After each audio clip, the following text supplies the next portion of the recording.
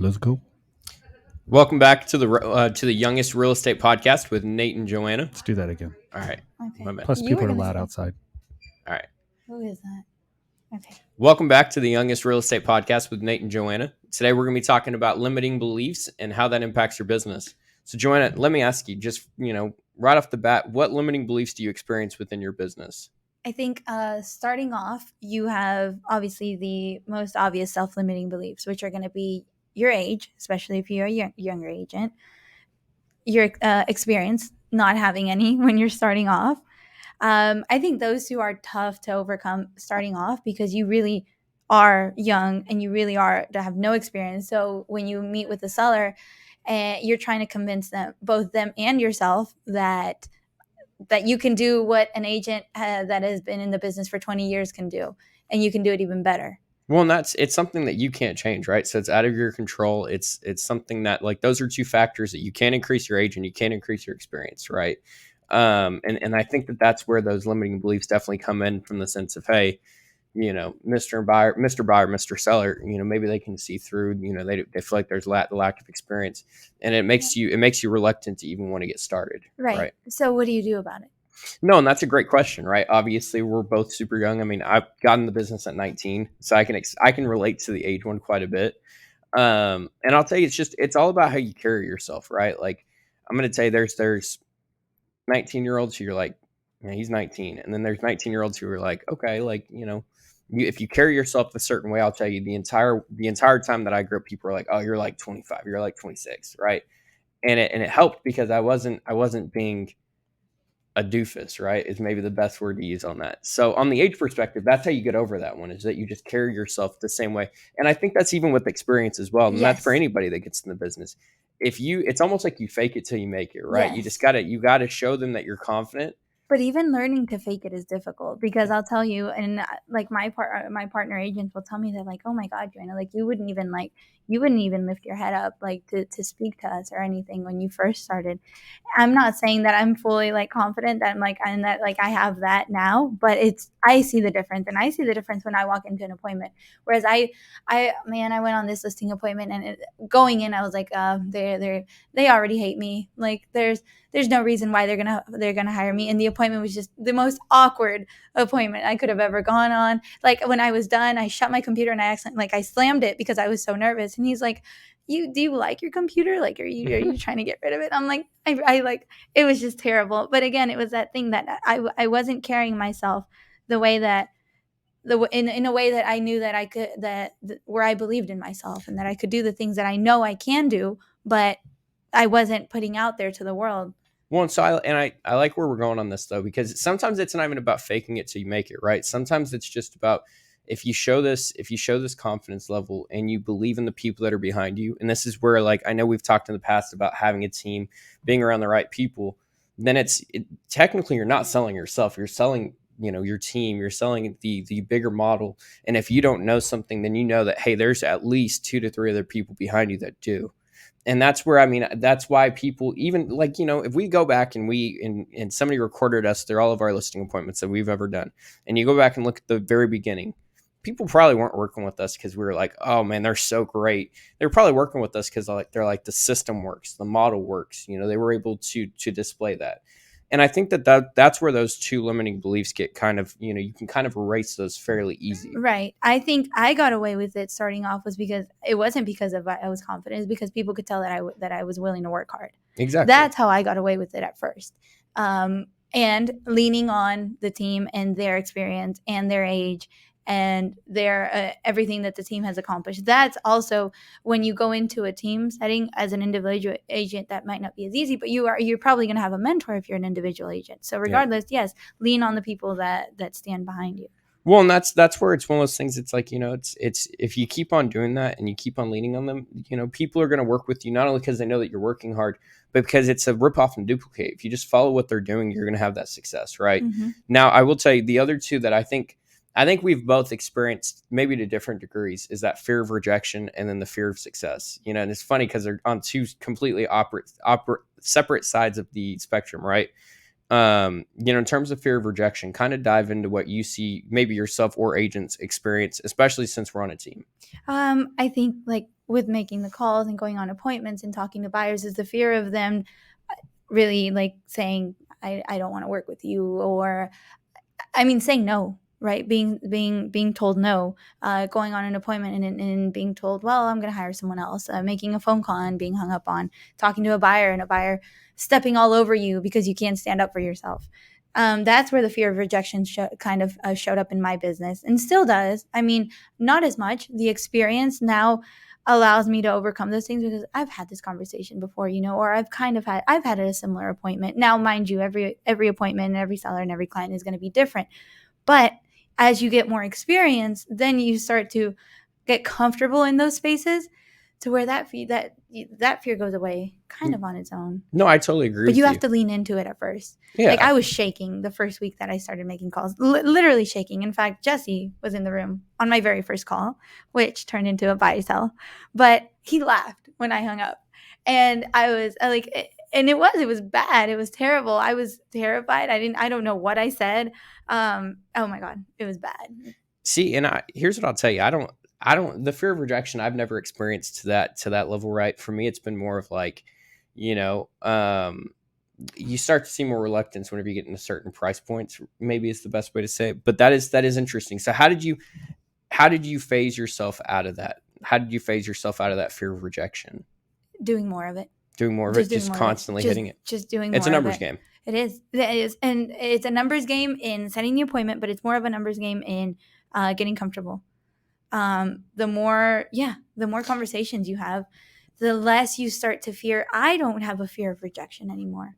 What is that saying? It's like if you have 3,000 hours, maybe it's 7,000, some amount of hours, you're now an expert in what you do. For 21 days, 28 days. Yeah, Yes. that And number so gets if you thrown around. and so if you keep on doing it, eventually you're just going to become all right. Like eventually, I'm going to have more success. And then on top of that, listen, if you call 10 people and have them tell you to go shovel where the sun don't shine, but one person tells you, hey, I'm ready to go, like that's a win. I'm forgetting about all the other nine. Yep. And that to me is what help me avoid that fear of rejection at the beginning. Is I know that no matter how many calls I make, eventually somebody's going to tell me yes. Right. I was also asking every time I did get turned down, why? Like you do have to be you do have to be a self-critic and being able to analyze why you were turned down and making a correction. Did Because you did you ask only, like, were you only self-reflecting, or did you also ask the clients? no, I did. I did. In fact, I just lost a listing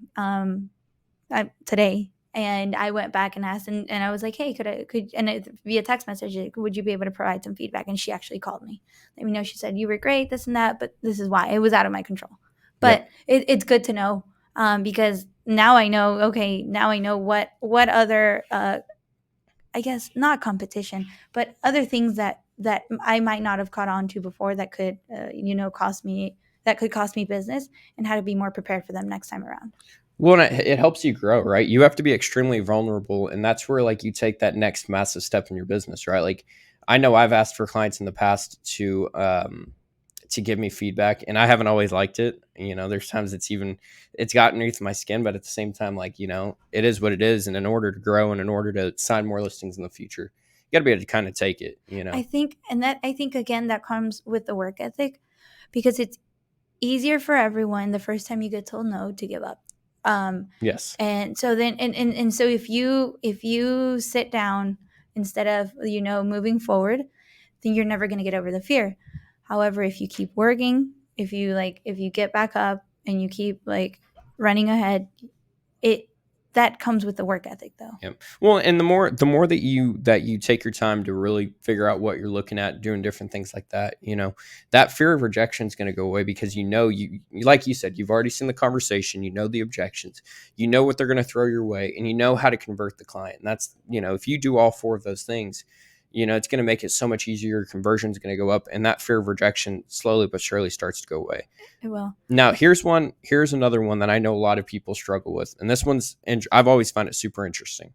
It's the fear of success, right? That's a lot of people have that limiting belief that they don't either deserve the success, or that they shouldn't have the amount of success that they have, whatever it may be. So kind of dive into what, how that has impacted you. Yeah, this is a big one for me, because the moment So even right now, and I've said this before, I'm afraid to not hit the numbers that I did last year, Yes. at least, right? That's a huge fear of mine.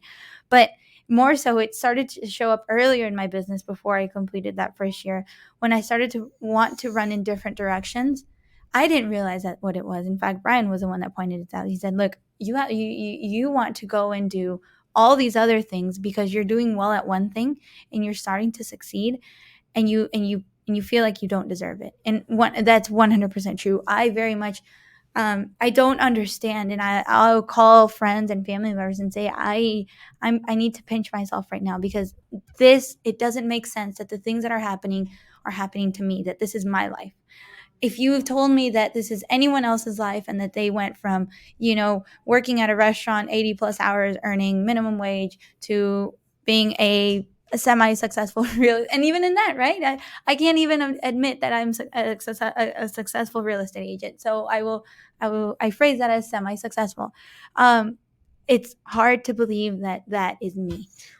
And no, and I get that, because I there will be times that you look back and it's, it's like, oh my gosh, like, um the one thing I took away from what you just said, and I can definitely relate to, is the fear of not being able to hit, what you did last year even more, or hitting people's expectations, Would you right? consider that, though? Is that really fear of success? That's I don't I wouldn't say that's fear of success No, though. I feel like that's probably more of a limiting belief in terms of, That is, yeah. just more in terms of yourself. I think that that's more of like your self confidence and things like that. But going into the The fear of fear of success, success. though. So you start self-sabotaging, Yes. right? No. Yeah. I started to not work as hard. Maybe, do things that I knew were distractions, or not lead gen as much as I needed to, because again, I was starting to earn, opportunities were starting to come into my world that I just didn't make sense. So, as an outside perspective, I obviously fear of success isn't something I personally deal with. Right, I've got others, but is it an outside factor that helps you move out of that, or what do you see? No, it's internal. I think it's very internal. It's about self-worth and believing that you do deserve. And deserve is a hard word for me, because I think you earn the things Yeah. that come to you. I don't think that you inherently, I'm sorry, I'm not good with my words, deserve things. I think that you earn them. And the things, the money that I've made, and the opportunities and the relationships that I've made because of my success, I have earned. I don't think that I just deserve them because I was born and, hey, Johanna deserves That's a this great or that. life. Some people get lucky. I didn't. So I've had to earn it. And so now it's about believing in myself, believing in my self-worth, and believing that that character and that person that has achieved these things is me, and that I don't have to pinch myself to remind myself that it's me, that I actually have earned these things through my own doings. Yep. Well, and what's crazy is, like, most agents deal with so many limiting beliefs, and it's crazy because real estate's such a mental game. Like, if you don't have your mental game in check, it's so hard to move forward and be successful. And it's like we're just talking about the personal limiting beliefs right now, I right? mean, And there's so many more. there's yes, and then you have, right, then you have, this is a tough market, this is a tough client.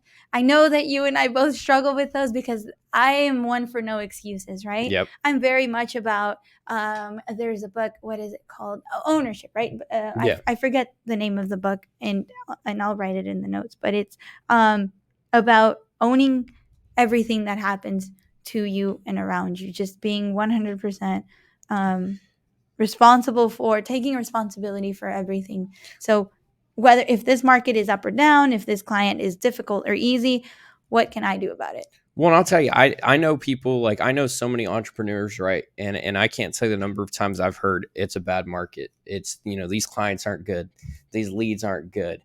So many different things. In reality, there's so many other ways to be viewing it. And that's, hey, this is a good market. Hey, this client is good. We just need to be more resourceful. And I'll tell you, it's hard. Like, It's very I'd hard. be sitting here to say, like, hey, this market is not tough. I'd be lying if I hadn't said, hey, this market's super tough. Yeah, You know. and that's fine. So when it comes to those beliefs, and see, everyone is going to struggle with different beliefs at different levels, right? Those for me is like, okay, what are you going to do about it? How are you going to get better? The hardest ones for me are the personal ones. Being a minority has been a very strong self-limiting belief of mine that I'm now starting to overcome. And even my teammates see it. They see it all the time. Like, oh, you go back to that all the time. I'm like, it's a real thing. It really is hard for me as a minority um, to, own the fact that I can sell and like it, that it doesn't matter. Like my skin color, people aren't going to turn me down because of my skin color. People aren't going to turn me down because English is my second language. Like that doesn't matter. If I believe that I can get it done, if I am confident that I can get it done, then I will get it done no matter me being a minority, no matter me being, not having grown up in a Yep. neighborhood, in the kinds of neighborhoods Or that the I'm now selling communities. in. Yeah. That's fine. I'm still a freaking good agent. But I want to take this as like a bigger lesson though, and use you as an example, right? Because a lot of people, the people that let these limiting beliefs, and the reason why we're touching on this, these limiting beliefs are why people get out of the business. And why people aren't successful in this business is because they find every single reason why they think that they either shouldn't have success, or why they haven't had success, and then they never go off and do anything else, right? And even right now, like I know agents that have gotten out of the business because they've said, "Hey, I'm too young. Hey, I don't have enough experience. Hey, the market's not good." And it's like, hey, if you work around those, you're going to be successful. But people let these limiting beliefs, and I don't want to even say force them out of the market because they force themselves out on the You market. do. I heard a quote the other day and it's stuck with me since. It says, "The only way out is through." Yep, And going through it is the hardest thing to do, especially when it's a it's grind, especially whenever you feel like shit's hitting the fan. You feel like life's just kicking you in the gut, and you're like, man, this is tough. But if you just keep on going, it's like you're pushing a snowball up a hill, right? Like it's going to be hardest while you're pushing, but the moment that you get it to that top of the hill and you see all that work pay off, and it just it pushes itself after it goes down, it's great. So many people give up right before the peak, give right. up right before they can just push through. So I would say just be very aware of those beliefs. I mean, I journal every day, and that's where I think I've been able to know to kind of outline what those beliefs have been for me. Starting off, I didn't journal as much, so I don't have as much record of the age and the experience. I kind of just I got through that by working, But now it's like now that they're, I think the more you lean into it, the self-limiting beliefs will never go away. They start to change. You start to shift into other self-limiting beliefs because of your growth, because of your success, because of The problems are always changing. right. They're getting not bigger. They're just different, They're just different different problems. Yeah. problems, different beliefs. Just continue to be very aware of them The and talk about them. Yeah, the mental aspect is one of the most important things, right? Like I'll tell you, I went through a slump at the beginning of this year. One of the first things is one of the jokes I'd make, and I thought it was funny at the time, was like, "Oh man, I'm going to start flipping burgers at McDonald's," right? It was funny at the time until you start saying those things, and subconsciously it starts impacting you, Yeah. and you're like, I've got to break it. Yeah. And so even with these limiting beliefs, it's important that you it's almost like an objection that you're dealing with with the client. You want to be able to move them around to be able to get to the end goal. It's the same thing with these beliefs, because if not, if you let them start impacting your mental psyche, it's going to impact your business. It's going to impact your wallet, and it's going to make it extremely difficult to get back going. You really have to teach yourself to knock down any ideas of I guess like the of limits. Yes. But you have to teach yourself, right? We were talking about, it's funny that we were talking about robbing a bank because, and yesterday I say all this to say, like, I'm getting to Joanna something. doesn't have limiting beliefs on robbing the bank. She thinks she can do it. I think it's the adrenaline. Um, Yesterday we were talking about the amount of money that Pablo Escobar just had buried, and he just had to put away. And I'm like, man, I got to start thinking bigger. But not obviously to the extent where I have to sell drugs or anything. But what I say all this to say, we're getting very sideways here. But I bring all this back to say you have to teach yourself to to get rid of the idea of limits. There's no Yeah. limits. There's no limits. And it's still very hard to believe, right? Because I still find it hard to believe that I will hit 30 million. Okay, so why 30 million? Why can't I do 100 million, right? If Yeah. that were my goal, Yeah, of and course. everyone's going to have different goals. So when you go to write down your goals, like 10x them, right? Yes. And at first, Grant I'm Cardone. sorry, I'm sorry. Um, because why not? You're right. Well, and that's one of the other things that like self growth is almost just as important as every other training that you can do. Like growing yourself. Like shout out to Logan. There's a book that he actually recommended that I think I'm going to go get on Amazon. It's called The Big Leap, and it's about people that have that fear of success, right? So like if you and this is where you have to pour into yourself because we say like, hey, you can just change your mindset, you can just change the way that you view about all that. That's great, but if you've been conditioned your entire life to think like this, you're not going to just change it because you're like, oh man, I want to change it. It's like your eating habit, right? You're not going to just go change your eating habit because all of a sudden one day you're like, hey, I'm going to do it. Like some people, yes, sure, can they do it, but overall like, you have That's to the change something. minority. Yes, That's the it's the minority. minority. You have to actually go off and take those active steps to do it. It's the same thing whenever you talk about, mental health, your psyche, everything else like that. You actually have to take active steps to do that. And so like, you have to be able to put yourself in groups that are going to think bigger than you. You have to be willing to read books that are going to teach you how to change your lifestyle, change the way you think.